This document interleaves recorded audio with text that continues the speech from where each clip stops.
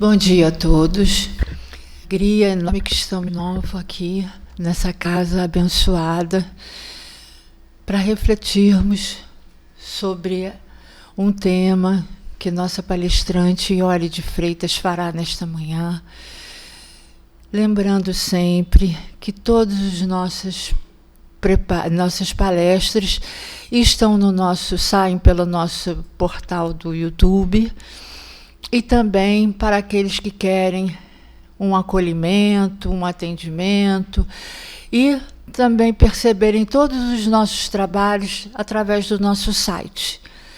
Então, envolvidos por essa ambiência, vamos dar início à nossa palestra com uma prece, pedindo ao Mestre Jesus e todos esses amigos espirituais que aqui estão possam nos fortalecer através dessas palavras que serão ditas na palestra, envolvendo-nos, Senhor, com essa vibração amorosa desses amigos espirituais, e assim fortalecermos-nos por todos esses momentos difíceis que cada um de nós está passando. Envolva-nos, Senhor, com seu manto de amor, e pedimos a Deus nosso Pai que nos dê a permissão para darmos por iniciada a nossa palestra desse dia. Graças a Deus, Senhor. Vamos envolver agora a nossa palestrante Iole de Freitas. Obrigada. Desculpem. Um bom dia a todos. Nós hoje temos como tema da nossa palestra, do nosso estudo, um capítulo do Evangelho segundo o Espiritismo. No capítulo 9, bem-aventurados os que são mansos e pacíficos. E nós vamos agora pensar juntos sobre o item 8, que diz respeito à obediência e resignação. Nós vamos ver alguns tópicos que estão aqui abordados e começando por duas questões fundamentais, nós vamos lê-las.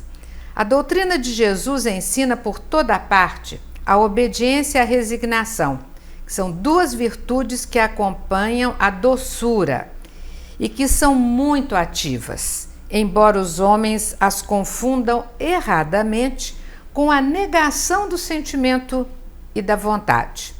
A obediência é o consentimento da razão. A resignação é o consentimento do coração. As duas são forças ativas, pois levam o fardo das provas que a revolta insensata deixa cair.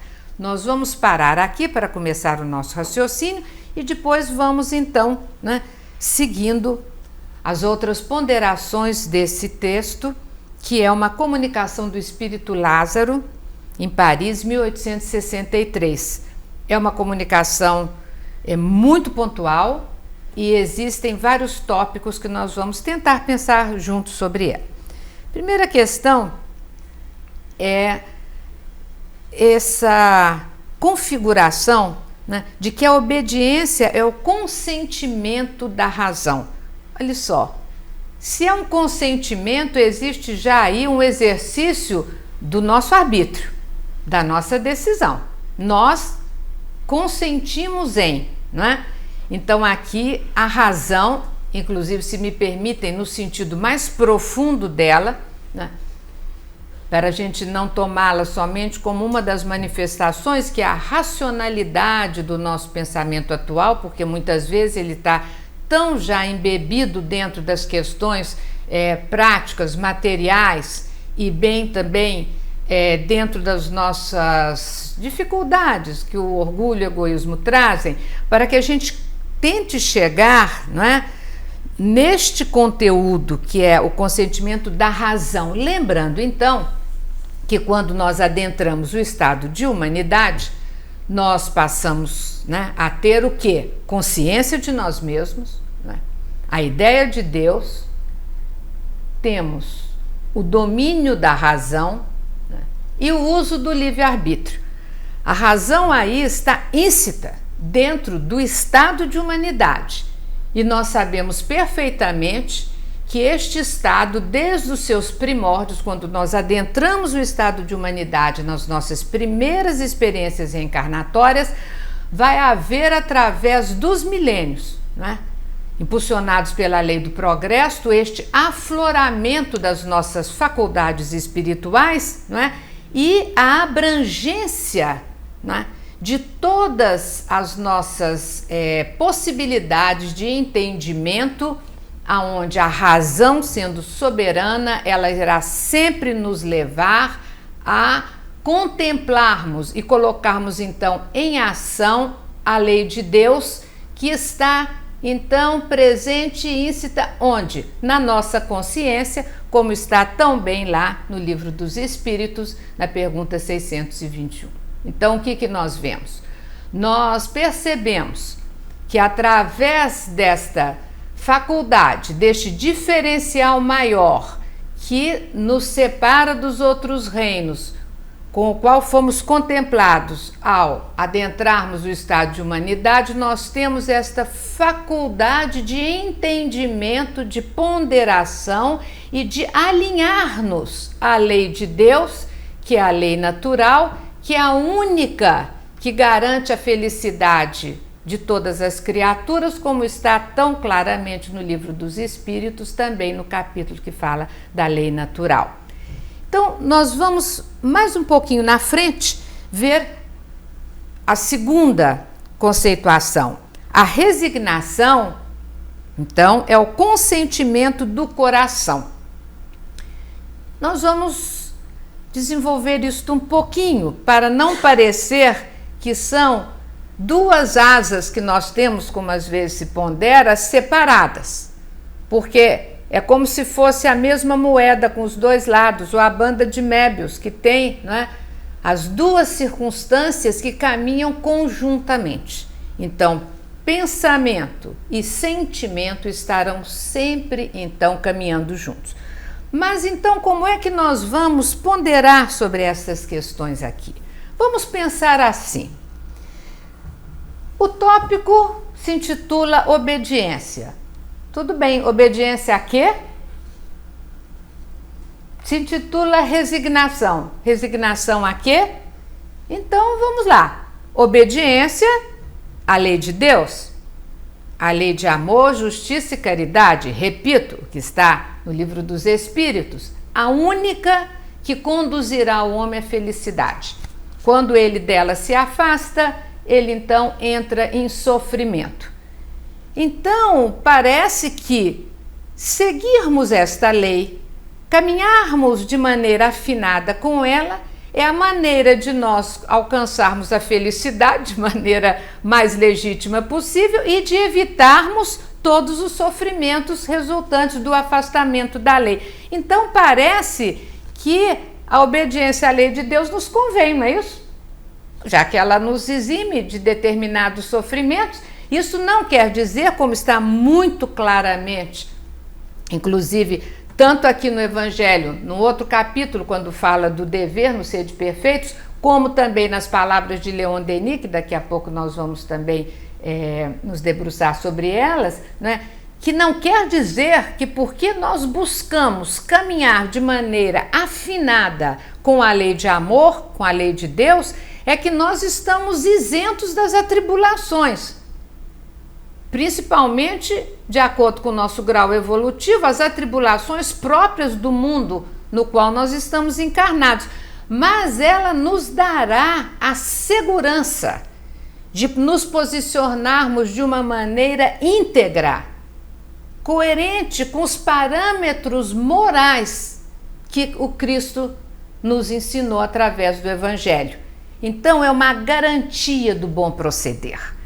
Então, nós buscarmos caminhar, né, de maneira obediente, né, em relação à lei de Deus que está na nossa consciência, mostra que nós estamos, então, agindo de uma maneira coerente com os valores que estão, né, íncitos na nossa consciência.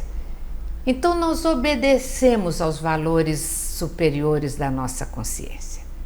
Aqueles valores que estão, repito, afinados com a lei de Deus. E a nossa consciência, ela então se desabrocha, né? Vem se desabrochando através dos milênios, né? E se manifestando em muitas manifestações, muitas dinâmicas internas, porque trata-se de um mecanismo de alta complexidade do ser espiritual, mas como nos diz o espírito Miramês, principalmente no livro Força Soberana, que nos é trazido através da mediunidade do João Nunes Maia, que são vários os movimentos conscienciais.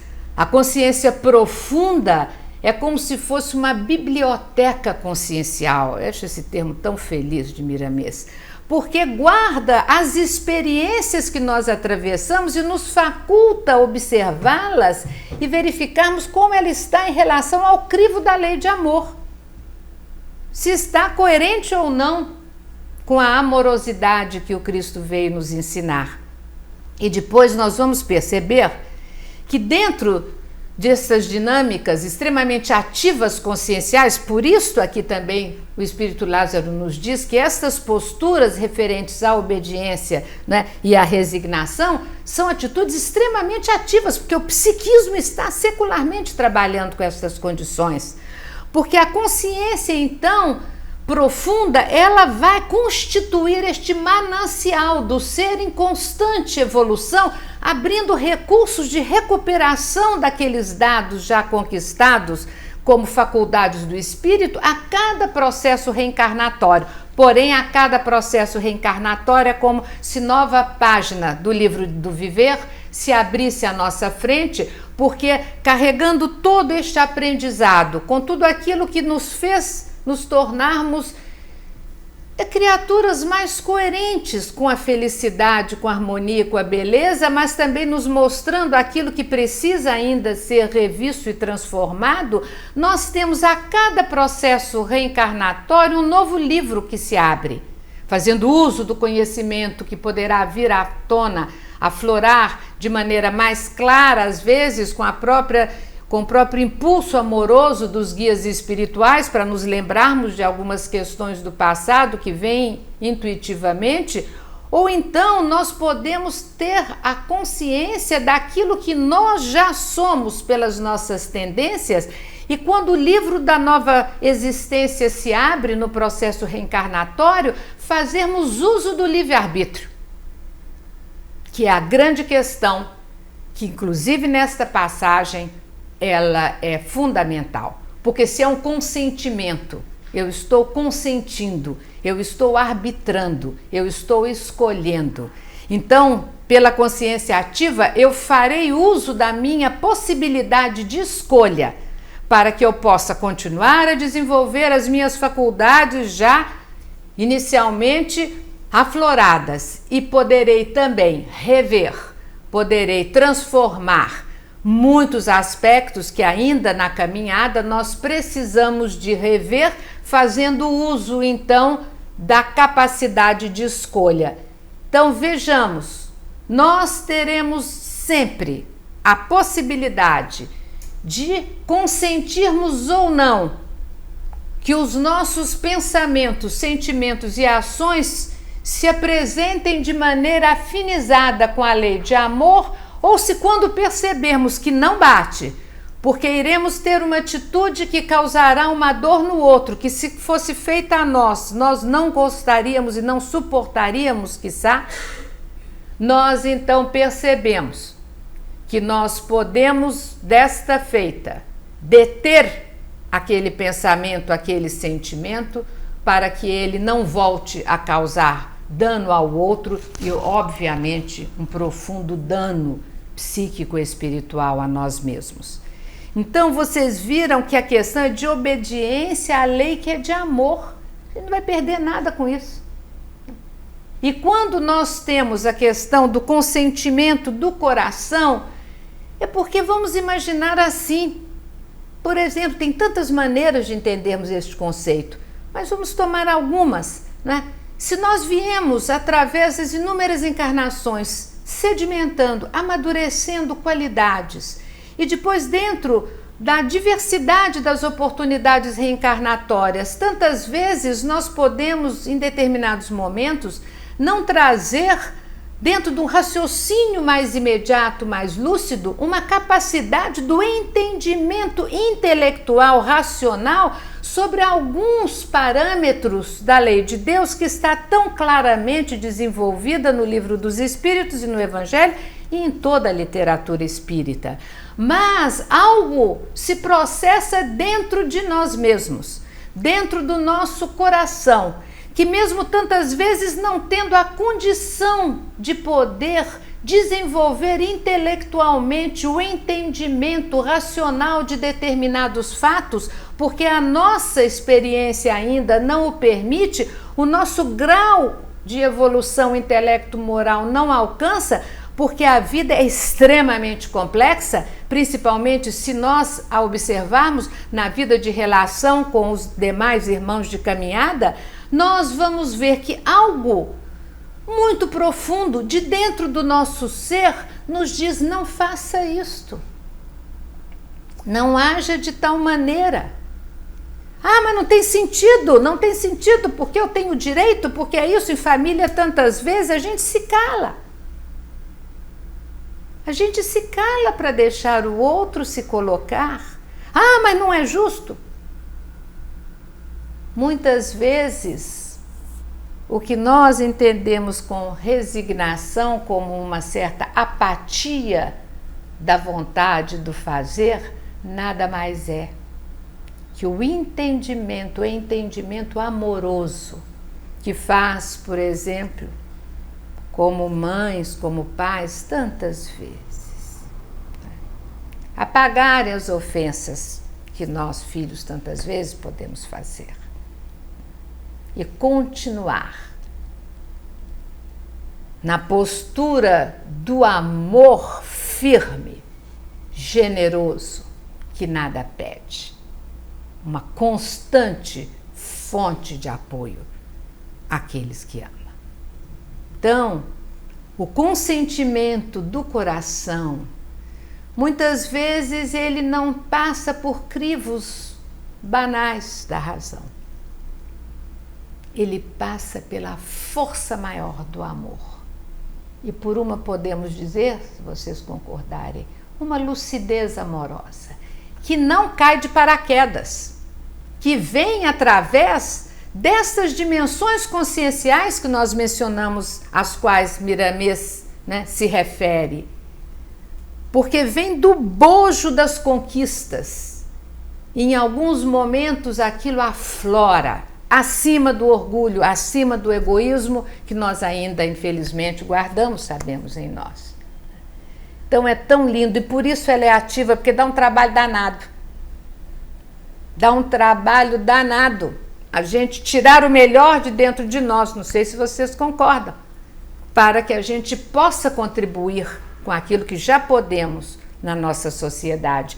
E quando o Espírito Lázaro aqui nos diz, são forças ativas que levam o fardo das provas que a revolta insensata deixa cair. Ajuda a carregar o fardo, quer dizer, ajuda a gente a lidar, sem perder o prumo da afinidade com a lei do amor, a lidar com as dificuldades que vão surgindo, escolhendo a melhor parte, que é sempre conceder, na medida sempre do necessário, o movimento de solidariedade, de tolerância em relação aos outros, porque é isso que nós queremos conosco. E aí ele vai dizer, olha só, o covarde não pode ser um resignado. Olha que interessante. Assim como o orgulhoso e egoísta não podem ser criaturas obedientes. Como é que é isso? O covarde não pode ser um resignado? Por quê? Porque é o corajoso, que é o resiliente, é aquele que tem resiliência, aquele que sabe atravessar a dificuldade, que vem e balança suas estruturas psíquicas, emocionais, afetivas e se reconstrói e se mantém firme. É a mesma coisa em relação aos materiais, porque determinados materiais passam por determinadas, né, ações sobre ele e ele volta às suas propriedades. Então, ninguém está dizendo que é fácil, ninguém está dizendo que estamos isentos de receber essas turbulências externas e internas também nossas, mas eu voltar ao prumo do equilíbrio com a lei, ao prumo de harmonia interna. E aí, nós vamos ver que achei assim, difícil, não é o tema, mas está muito ligado. A gente vai pincelar algumas coisas do capítulo Sede Perfeitos, quando fala na Instruções dos Espíritos sobre o dever. Porque você obedece à lei de Deus, porque você tem aquilo em você como um compromisso. Então, além da frase que é linda, né? O dever é o mais belo laurel da razão, quer dizer, a mais bela expressão da razão nesse sentido superlativo dela. E aí, no Evangelho, nós temos o seguinte: o dever é muito difícil de ser cumprido na ordem dos sentimentos. Então, a obediência é difícil de ser cumprida, né? Ninguém está dizendo que é fácil na ordem dos sentimentos, porque se encontra em antagonismo com as seduções do interesse e do coração. Gente, não é exatamente isso. A gente raciocina e vê que a gente sabe fazer o melhor, sabe o que é o justo em relação aos outros. Como a gente, mas aí a gente começa a inventar milhares de justificativas que vêm, não é, pelo interesse pessoal, que vêm pelo egoísmo, que vêm pela vaidade. Então, é uma questão extremamente delicada em que nós podemos usar o nosso arbítrio sobre os nossos pensamentos e sentimentos, que não são imutáveis, eles estão ali numa dinâmica constante de evolução, para que a gente possa eliminar cada vez mais estes momentos de dúvida, quando em vez de seguir a lei, obedecer à lei de amor, a gente ainda fica em dúvida e olha mais daquilo que nos convém de uma maneira enganosa, porque convém imediatamente naquela situação de meio minuto, mas não nos convém como espíritos imortais. E aí tem a outra parte, olha só, o dever íntimo do homem depende do seu livre-arbítrio, isso que a gente está marcando bastante. O aguilhão da consciência, que é um termo muito referendado na doutrina, esta guardiã da integridade de caráter, ó, a seriedade da colocação, o adverte e o sustenta, mas frequentemente se mostra impotente diante dos falsos argumentos gerados pela paixão.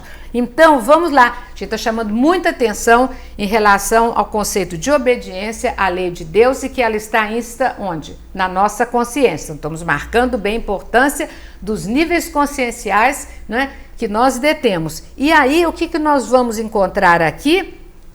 O aguilhão da consciência. E o que seria o aguilhão da consciência?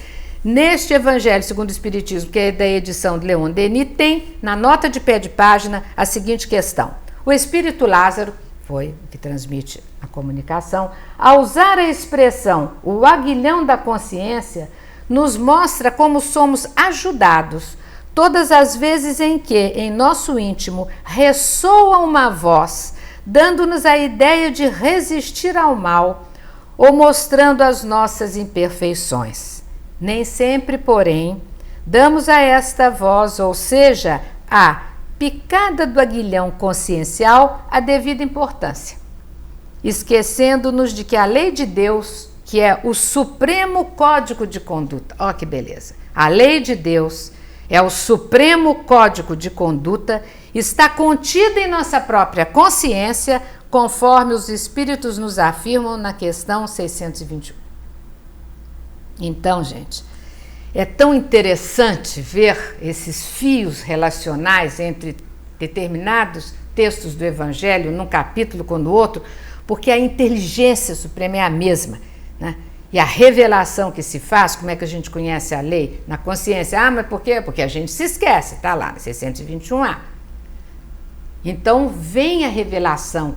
A doutrina vem nos trazendo de novo aquilo que o Evangelho já nos trouxe. E o dever do coração, quando fielmente observado, ele eleva o homem. Quer dizer, A obediência à lei de Deus, que faz com que a gente cumpra o nosso dever do coração, nos eleva. O dever, então, onde é que ele começa? É bom que ele pergunta. E onde é que ele termina? O Espírito Lázaro pergunta. O dever começa precisamente no ponto em que ameaçais a felicidade e a tranquilidade do vosso próximo e termina no limite que não desejarias ver transposto por ninguém em relação a vós mesmos. Não tem dúvida, gente. Está claro. Então, raciocinando está aqui. O que está agora para ver onde está a obediência e resignação no nosso arbítrio de escolha. O que a gente quer? A gente sabe, está escrito. Agora, o que a gente está podendo? E aí ele ainda diz aqui, o dever é o resumo prático de todas as especulações morais. Cada termo tem sua importância. É uma bravura da alma, por isso eu quis trazer, porque vem o covarde não pode ser um resignado, porque é uma bravura da alma que enfrenta as angústias da luta. Ele é austero e dócil. Como é que a gente começa aqui o texto? Duas virtudes que acompanham a doçura e que são muito ativas. Então, esses dois textos, eu não sei se vocês concordam, estão totalmente entrelaçados. É uma bravura da alma, né? É austero e dócil, pronto a dobrar-se às mais diversas complicações. Ele permanece inflexível diante das suas tentações. Vocês veem por que ele é austero? Ele é austero porque ele é inflexível em relação às questões da estrutura moral, uma vez que a lei de Deus é o supremo código de conduta.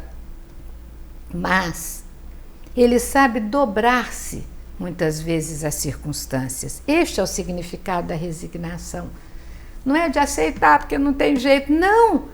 É porque compreende com o intelecto e compreende com o sentimento, porque quer caminhar de maneira coerente e tem Jesus como exemplo dentro da possibilidade superior dele, mas é um exemplo para nós, de que há que ser austero em relação às posições estruturais morais, à integridade moral. Mas há que ter uma flexibilidade para que a gente possa, então, ir considerando as circunstâncias, tanto nossas internas, aceitando as nossas dificuldades, aceitando as nossas, muitas vezes, ainda incapacidades, para que a gente possa também compreender os nossos companheiros. Quem não consegue aceitar dentro de si, como é que vai conseguir aceitar também nos outros? Então, não é uma coisa passiva, muito pelo contrário. É algo que exige, né, a atividade da qualidade chamada tolerância. Tolerância conosco, tolerância com os outros, sem perder a estrutura moral, que é o eixo do nosso viver. O homem que cumpre o seu dever ama a Deus mais do que as criaturas e as criaturas mais do que a si mesmo. É ao mesmo tempo juiz e escravo na sua própria causa. E ainda diz que o dever, isso é bonito porque fecha com a questão, né, da coragem, que é o oposto de ser covarde, né? Ele dá à alma o vigor necessário ao seu desenvolvimento. Ele não o preserva dos males da vida, aos quais a humanidade não pode subtrair-se, mas dá à alma o vigor necessário ao seu desenvolvimento. Então parece que a gente não tem nada a perder observando a obediência e a resignação neste enfoque que o Evangelho e que a doutrina nos trazem, não é isso? E nós vamos então continuando aqui no nosso estudo, porque aí tem a outra parte aqui da palavra do Espírito Lázaro, que diz que cada época é marcada pela virtude ou pelo vício, que deverão salvá-la ou perdê-la. A virtude da vossa geração, é óbvio que ele escreveu isso em 1863, mas acho que a gente pode trazer para a nossa época. Vamos ver o que vocês acham. A virtude da vossa geração é a atividade intelectual. Seu vício é a indiferença moral. Fica difícil, né, quando a gente vê lá na questão do dever, que é o Supremo Código de Conduta, a lei de Deus, então a gente fica indiferente a esse código de conduta, que é a lei de amor, de justiça e caridade, aí vai ficar difícil ser feliz, ter harmonia interior. Está dito lá, que é a única garantia para a gente ter felicidade é seguir a lei, então ser obediente à lei. Então, essa indiferença moral, acho que a gente pode parar para pensar, né? Digo somente atividade. Olha, então, a virtude da vossa geração é atividade intelectual. Digo somente atividade, porque o gênio se eleva de repente e descobre sozinho os horizontes que a multidão só verá depois dele, enquanto que a atividade é a reunião dos esforços de todos para atingir um objetivo menos brilhante, mas que prova a elevação intelectual de uma época. Aí mais um pedacinho e a gente vai comentar. Submetei-vos ao impulso que viemos dar aos vossos espíritos. Obedecei à grande lei do progresso, que é a palavra de vossa geração. Então vamos lá. Pegar esse finalzinho primeiro. Submetei-vos ao impulso que viemos dar aos vossos espíritos. É o espírito Lázaro que está dizendo. O espírito que foi chamado para poder, né, trazer no Evangelho segundo o Espiritismo essas elucidações. Então, ele que nos diz para a gente se submeter ao impulso, para a gente aceitar o impulso, para a gente considerar o impulso, para a gente aproveitar o impulso que eles trazem, né? E ele vai chamar a atenção. É interessante quando ele chama essa questão, o gênio, né? Então, o espírito encarnado que se apresenta com uma luminosidade intelectual, moral acima da média, mas que é o seu exemplo, as suas falas, as suas atitudes é que vão então esclarecer um grupo muito maior, para que então, como se fosse uma grande rede jogada aos peixes, essa rede, né, de luminosidade intelecto-moral jogada por como o Senhor Jesus, médico das almas, pudesse trazer dentro dela tantos peixes, tantos seres que necessitam também daquela luz, mas necessitam de uma condução maior para poder repensar os seus destinos. E aí nós vamos a Leon Denis, no livro Problema do Ser, do Destino e da Dor, quando no capítulo que fala a disciplina do pensamento e a reforma do caráter, já que eu estava dizendo aqui que é uma questão de caráter, você se dispor a caminhar de acordo com a lei, ser obediente à lei, e trazendo essa ideia do gênio, quer dizer que são, né, estas manifestações de espíritos inteligentes que são secundados, veremos também daqui a pouco, por espíritos, né, que do plano maior os estimulam, por sua vez, a manter este compromisso junto à humanidade. Ele vai nos dizer: é bom viver em contato pelo pensamento com os escritores de gênio, com os autores verdadeiramente grandes de todos os tempos e países, lendo, meditando suas obras, impregnando todo o nosso ser da substância de sua alma. As radiações de seus pensamentos despertarão em nós efeitos semelhantes e produzirão, com o tempo, modificações de nosso caráter pela própria natureza das impressões sentidas. Olha que beleza isso!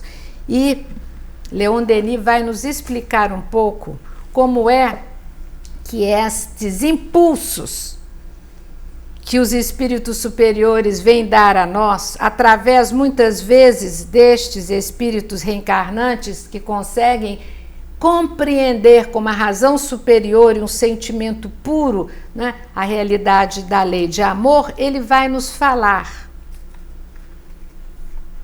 sobre o processo da inspiração, né, que obviamente ocorre junto a esses chamados gênios, esses espíritos com maior lucidez, porque eles não trabalham sozinhos, eles trabalham numa conjugação, porque eles promovem a abertura destes canais com os espíritos superiores em qualquer área de atuação, científica, artística, administrativa, qualquer. As separações nós que fazemos. O que interessa é o processo evolutivo da humanidade como um todo.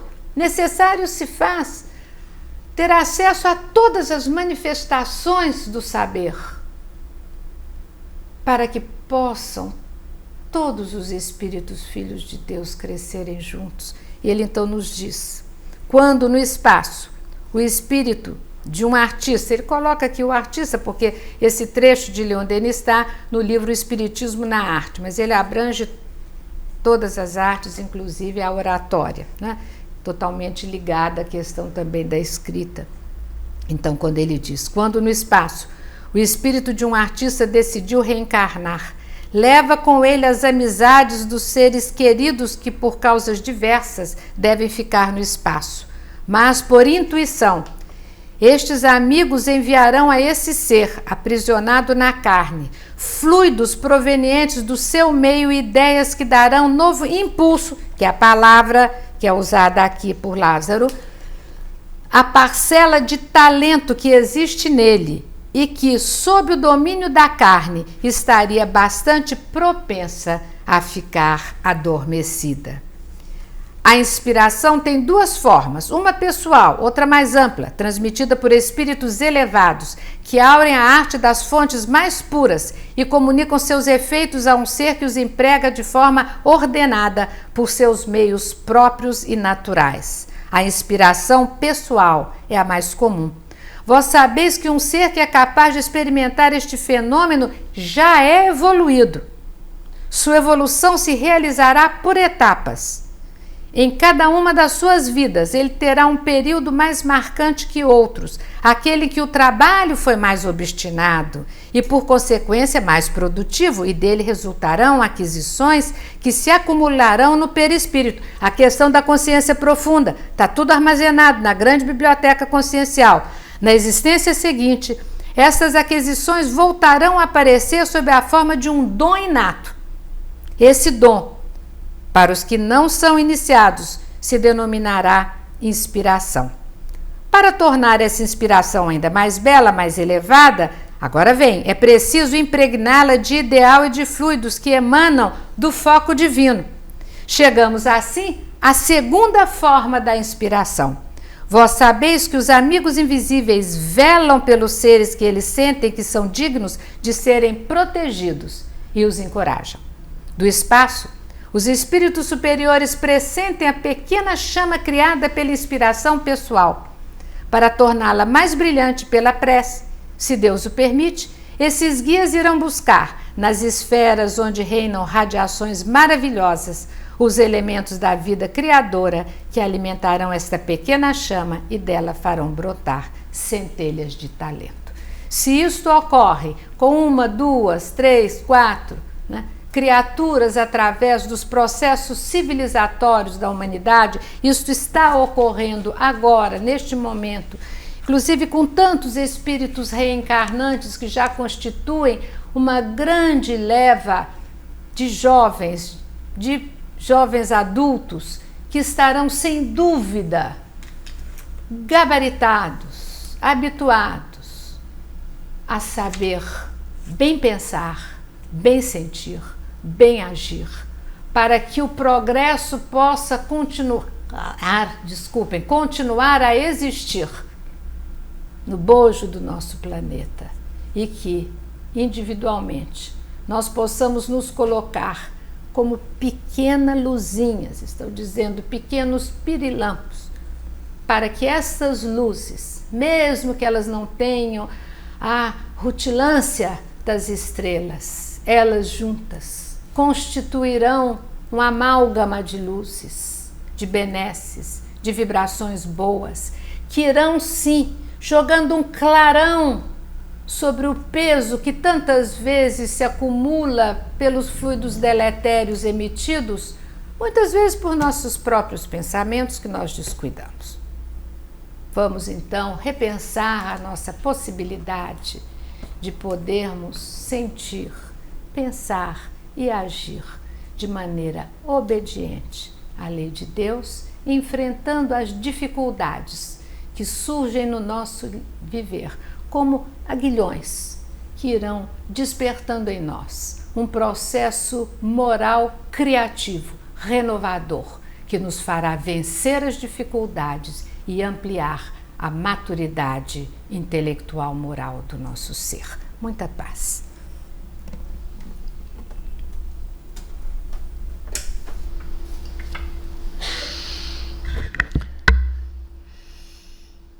Obrigada, Iole. Obrigada. Obrigada, Iole, por essas belíssimas reflexões. E pedimos a esses espíritos que aqui estão a nos envolver o equilíbrio necessário para essas necessidades de cada um de nós, ultrapassando sempre com a ajuda desses amigos espirituais a nos sustentar, a nos equilibrar, fortalecer a nossa vontade, para caminharmos firmes, obedientes à lei de Deus, mas conscientes daquilo que nós temos que fazer. Obrigada, Mestre Jesus. Obrigada a esses espíritos que constantemente estão a nos sustentar nesses momentos, para que possamos, sim, dar conta do nosso viver de uma forma firme, segura, confiante, porque temos Deus sempre a nos sustentar e nos amparar. Seja, pois, em seu nome, Senhor, seja em nome desses amigos espirituais que vibram por nós, mas acima de tudo de Deus nosso Pai, que pedimos a permissão para darmos por finalizada o estudo dessa noite, dessa manhã, graças a Deus.